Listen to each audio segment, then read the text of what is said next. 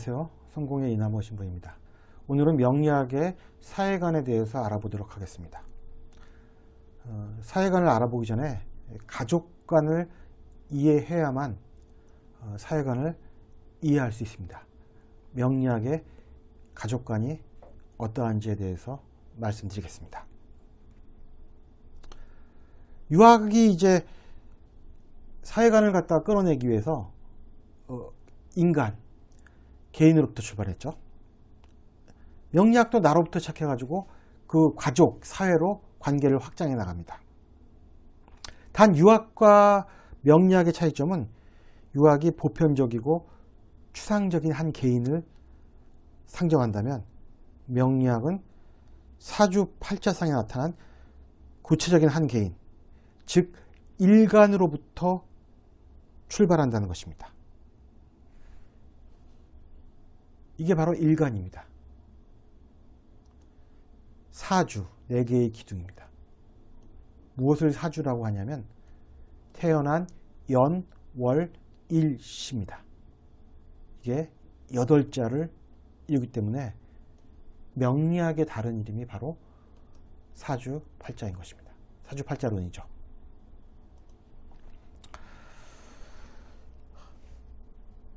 명리학은 이제 인간을 자연의 일부로 보죠. 인간이 태어나는 바로 그 시점, 연월 일시에 자연의 기가 인간에게 전달됩니다. 그리고 그 기를 표시하는 것이 바로 이제 간지역법입니다. 천관, 지지. 그렇죠. 저는 이제 갑진년에 계유월에 기사일에 계유시에 태어났다. 그렇죠. 이게 1964년 9월 17일 저녁 6시 30분 을 갖다가 간지력으로 표현하면 이렇게 된다는 거죠. 갑진계유, 기사계유. 그렇죠.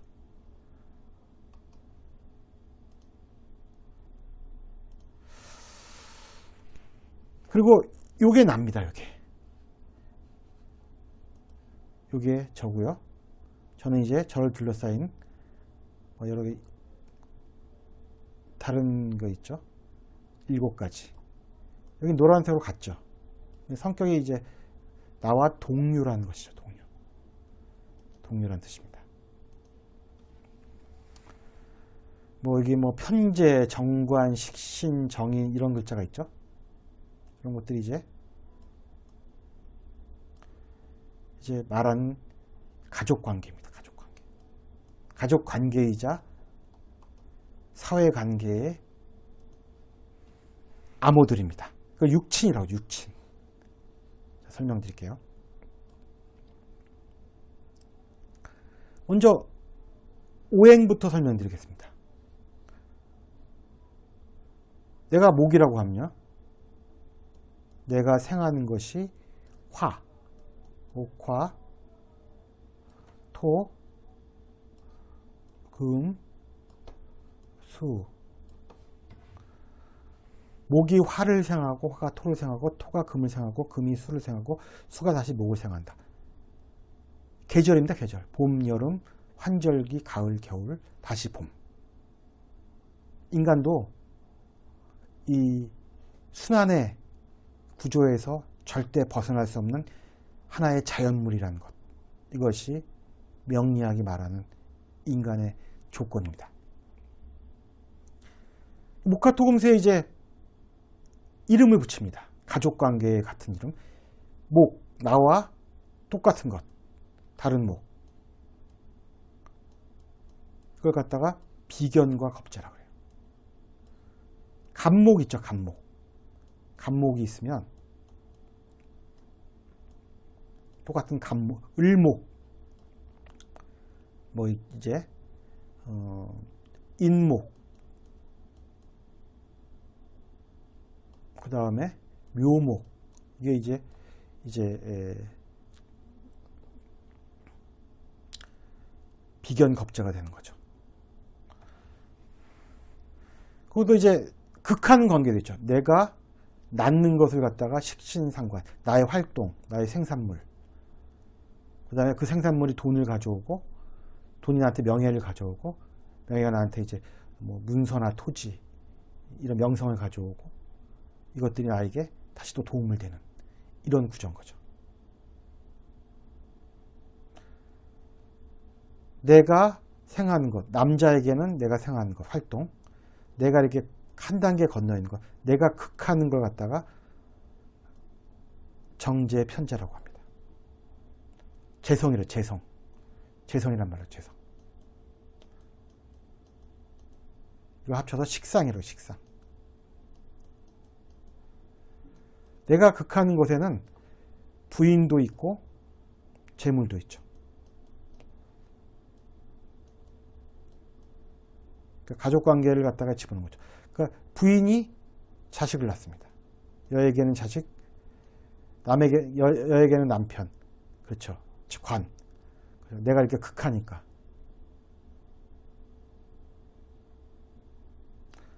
여자가 자식을 낳아요. 근데 그 자식이 또 나를 극해요. 관은 나를 극하는 겁니다. 자식은 우리한테 관청과도 같은 존재입니다. 명리학에서는요. 우리로 하여금 밖에 나가서 돈을 벌어와서 우리를 먹여 살려라. 이걸 요구하는 거죠. 제가 고양이를 2마리 키우고 있는데 얘네들이 완전히 진짜 저한테는 관과 같은 존재이죠. 그냥 빈둥빈둥 하루 종일 놀면서 사료 내놔라, 간식 내놔라 이렇게 따지는 거죠, 항상. 그렇죠? 관인 거죠. 그렇게 나를 생하는 거, 이게 어머니입니다, 어머니. 나를 생하는 것은 학문도 되고요. 뭐 이제 문서, 땅 문서 이런 건 나를 생하는 거 아닙니까? 이런 것들이 이제 인이라고 해요, 인성. 비겁, 그래서 비겁, 식상, 재성, 관성, 인성 이렇게 얘기합니다. 이게 이제 모카토 금수에 사람을 붙인 거죠. 오행이에요. 나. 내가 생산하는 것들, 내가 지배하는 것들, 사람 보면 여자가 되고요. 나를 누르는 것들, 나를 도와주는 것들. 뭐 할머니와 우리 자식과 할머니 관계는 이렇게 도와주는 관계가 되겠죠. 그렇죠.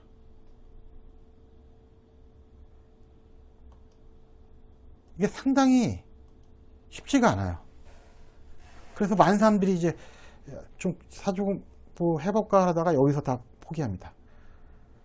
모카토 금수를 인간의 관계로 치환시키는 거, 그 부분이 상당히 쉽지가 않아요. 그거만 넘기면 이제 또 수월하게 갑니다. 저 같은 경우는 이제 보세요. 어머니 정인이라는 분이 어머니가 깔고 있습니다. 제 밑에 있죠. 바로 밑에 있습니다. 이게 토고 이게 화거든요. 그러니까 화생토의 관계가 되는 거죠. 재를 극하고 있습니다.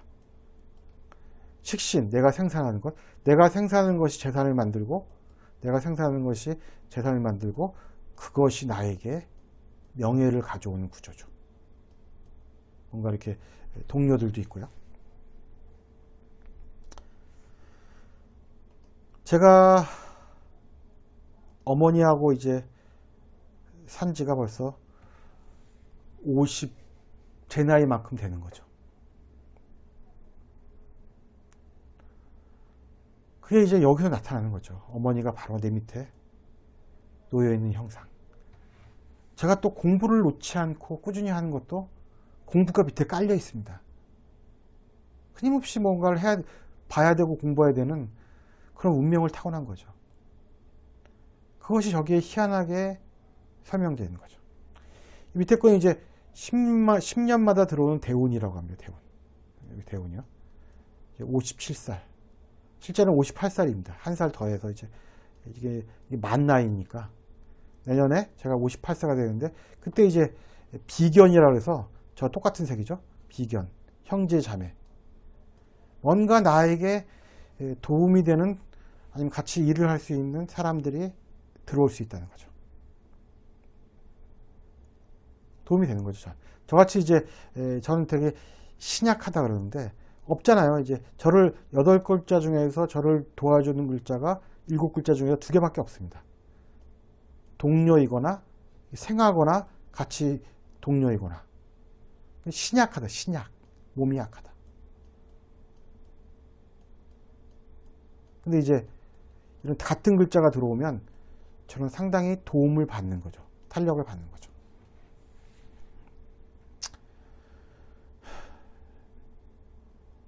그래서 정말 이렇게 길게 얘기하기는 너무 힘듭니다. 이게 정말 한계가 있고요. 보는 거죠. 이제 10간 12지 양목, 음목, 양화, 음화, 양토, 음토, 양금, 음금, 양수, 음수, 음수, 음토, 양토, 음토, 양토, 양화, 음화, 음화, 양화, 양화, 양토, 양수 이렇게 됩니다. 목화토, 금수, 목화토, 금수 이렇게 되는 거죠. 제가 이제 기니까 기를 한번 예를 들어보죠. 기. 내가 기인데 나한테 비교는 누구냐? 기인 거죠. 똑같은 기. 비교는 음양이 같은 그리고 성분도 같은 축미. 축미가 나한테 비교되는 거죠. 축, 미. 왜? 기와 음양이 같으니까. 겁재는 뭐냐? 토긴 토인데 음양이 달라요. 우토가 있죠. 그 토죠. 기도 토고 무토도 토입니다. 진술 플러스 토. 식신. 내가 생산하는 거죠. 식신은 뭐냐? 그러면 이제 내가 이제 생산한 토가 토생금이니까 내가 생산한 신, 천간에는 신, 이게 이제 식신이 되는 거죠. 그 다음에 지지에는 유가 식신이 되는 거죠. 상관, 내가 생하는데 음양이 다른 것, 경이 되는 거죠. 경. 그리고 지지에는 신이 되는 거죠. 신금. 그 다음에 편재, 내가 극하는데 음양이 같아요. 음토가 음수를 극해요. 그렇죠. 그 편재라고. 편이라는 건 치우쳤죠. 마이너스니까 치우친 거죠. 치우친 거. 또 역시 내가 생하는데 음양이 같은 지지에 있는 글자. 이제 정제, 내가 생하는데 내가 극하는데 음양이 다른 임, 양토, 양수. 나를 누르는데 음양이 같은 것. 을목. 그렇죠. 음목이 음토를 누르고 있고. 그렇죠. 지지에는 묘. 정관. 나를 누르는데 음양이 다른 것. 플러스 토가 음토를 누르고 있죠. 여기는 인이 갑과 같은 거니까 지지의 인은 천간의 갑과 같습니다. 나를 도와줘요. 나를 도와주는데 음양이 같은 것. 음양이 다른 것. 같은 거니까 편이죠. 치우쳤으니까 정화, 오화. 천간. 인수다. 음양이 다른 것. 나를 살리는데 음양이 되는 것. 병화, 사화. 이렇게 돼 있죠. 그래서 이제 제가 이제 여기서 보통 목은 녹색으로 표현하고 화는 이제 빨간색, 토는 누런색, 금은 흰색,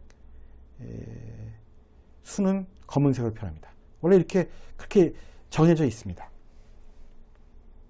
보면 이제 알록달록한 게 구조가 잘 돼 있죠. 일견 보기에는 괜찮은 사주죠. 근데 이제 제 사주의 문제는 뭐냐면 이게 다 연결돼요. 그래서 다 금이 돼버려요. 그래서 아무것도 이 8글자 중에서 나를 도와주는 글자가 하나도 없는, 그래서 꽤나 굴곡 있고 어려운 삶을 살아올 수밖에 없었다 라는 그런 이제 납득을 하게 된 거죠. 다행히 이제 이럴 땐 되게 운이 좋은 거죠. 나와 똑같은 운이 나를 도와주는 이런 기운이 들어와서 이제 도와주고, 여러 다른 개념이 있습니다.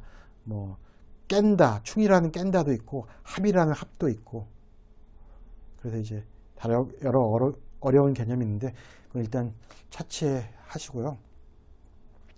그냥 제가 말씀드리고 싶은 것은 이렇게 목화토금수가 사람으로 취한된다. 같은 목이면 비견이나 겁재, 내가 생하는 것은 목생하니까 식신이나 상관, 내가 누르는 것은 토니까 편재나 정재, 나를 누르는 것은 목을 누르는 것은 금이니까 관, 편관이나 정관, 나를 살리는 것은 편인이나 정인. 이 이름들, 이게 바로 육신입니다. 이름과 작용들, 이걸 좀 이해하셔야만 이제 명리학에 이제 깊숙이 들어갈 수 있는 겁니다. 하여간 그래서 문제가 뭐냐?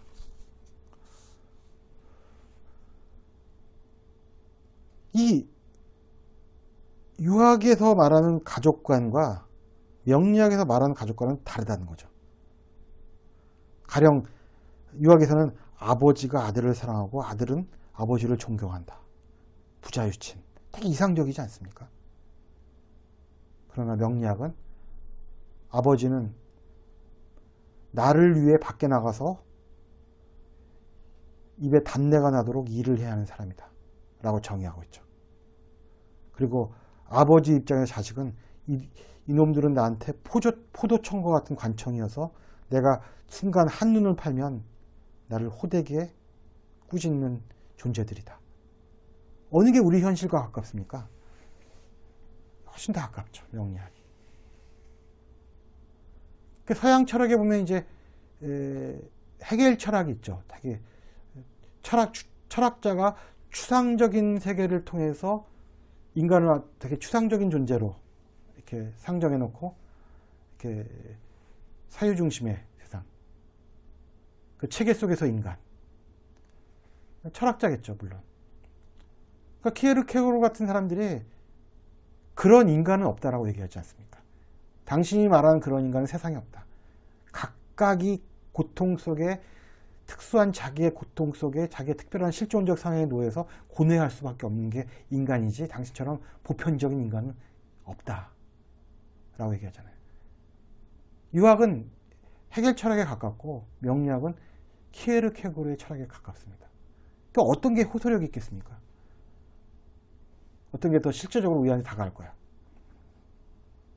키에르케고르처럼 역시 명리학이 우리의 실제적 상황을 잘 얘기해 줍니다. 그래서 이 현실 사회에서 난 과연 무엇을 하고 살 것인가? 이 사주의 구성을 봤을 때 내 운명적으로 난 무엇을 갖고 태어나는가? 이게 되게 관건이 되는 거죠.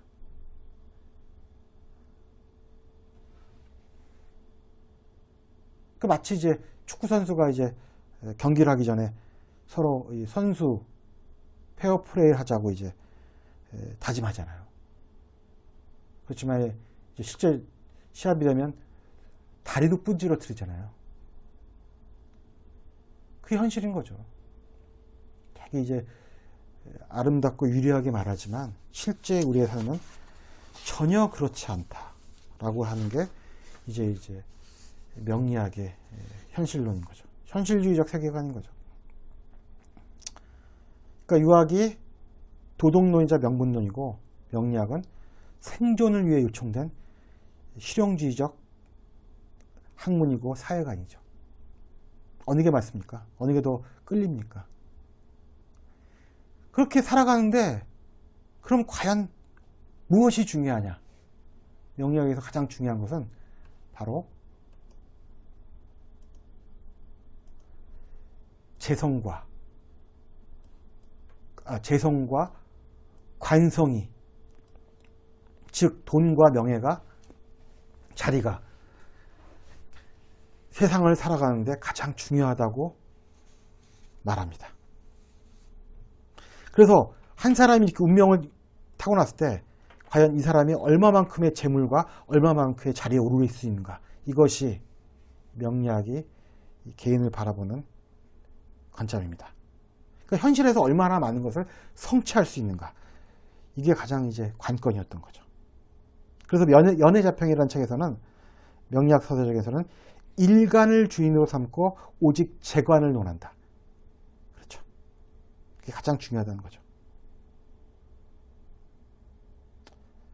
재와 금전, 그리고 관은 자리, 국가의 관계, 권력, 이걸 말하는 거죠. 세속적이고 현실적인 사회관.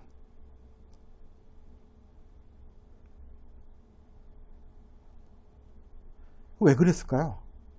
과연 왜 그랬을까요, 이들은? 중국은 철저한 관료주의 사회였습니다. 진나라가 2000년 전에 중국을 통일한 다음에 관료 조직을 갖췄고, 그건 2000년을 갔습니다. 그래서 관료로서 성공한다는 것, 그리고 국가와 관청과 좋은 관계를 갖고 있다는 것이 그 사람의 한평생을 좌지우지했어요.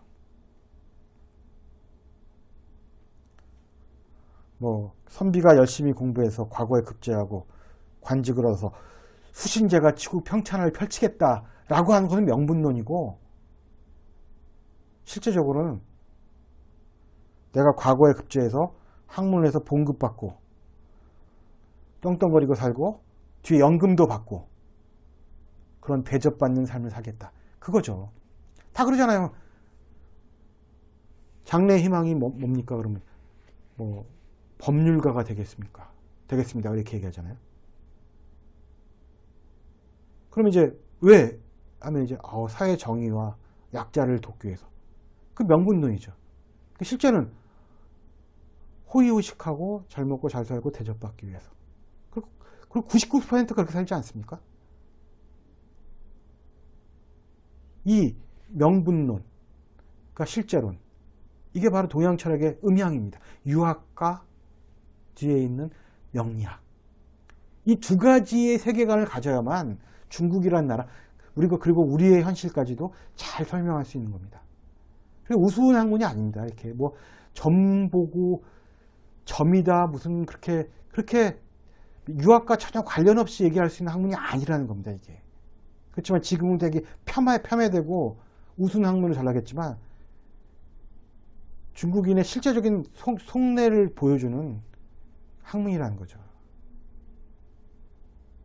명리학은, 유학이 없는 명리학은 공허하고, 정말 명리학이 없는 유학은 맹목이, 그러니까 칸트의 말대로 공허와 맹목이 같이 가는 거죠.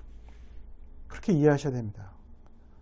제가 성공의 신부라고 성직자라고 해서 이 학문을 공부하는 것에 대해서 이상하게 보시면 안 됩니다. 그게 편견입니다. 편견. 저는 그냥 사회를 짜부러지지 않고 둥글게 보기 위해서, 있는 그대로 보기 위해서 이 학문이 필요하고 이 학문이 도움이 된다고 생각했기 때문에 공부한 겁니다. 실제로 상담의 과정에서 많이 활용되고 있습니다. 물론 제가 하지는 않지만 실제로 저보다 훨씬 더 공부를 많이 하시고 이론의 임상에 밝으신 분이 있지만, 저는 이제 너무 이렇게 학문적으로 폄하되는 것에 대해서 이제 안타까운 생각에서 이제 이걸 좀 유상을 좀 올릴 수 없을까라는 생각을 많이 하게 되면서 이제 공부를 하게 된 거죠. 관직, 관직과 재물. 물론 지금 현대사회는 관직보다는 재물 중심의 사회인 거죠. 재물. 얼마나 많은 재물을 확보할 것인가. 그 재물이 사실은 더 1차적인 거죠. 먹고 사는 문제. 그리고 재물을 얻은 다음에야 좀 이제 너무 좀 이렇게 속되게 보이고 너무 드러나고 그러니까 뭔가 날 포장할 수 있는 관직이 없을까?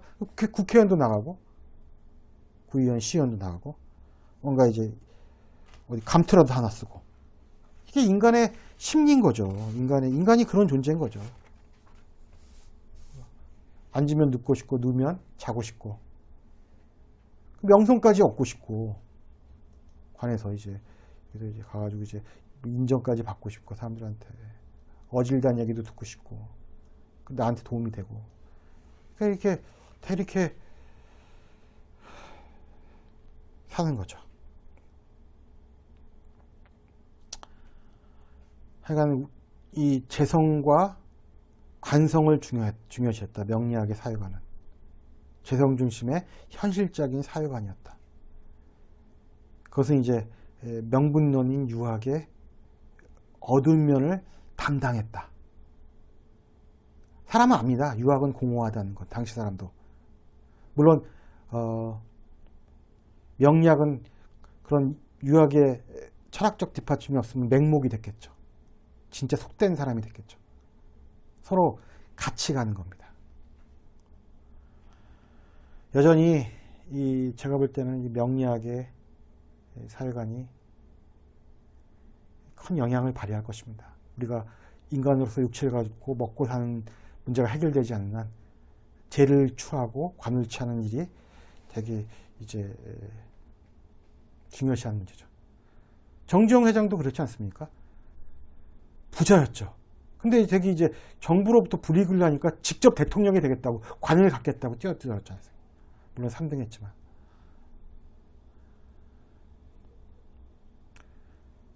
다음 시간에는 이제 드디어 이제 본론으로 들어가서 기독교의 예정론과 명리학의 운명론을 비교하고 둘이 어떻게 엮일 수 있는가, 어떻게 공존할 수 있는가에 대해서 설명하는 시간을 몇 달에 걸쳐서 갖도록 하겠습니다. 감사합니다. 다음 시간에 뵙도록 하겠습니다.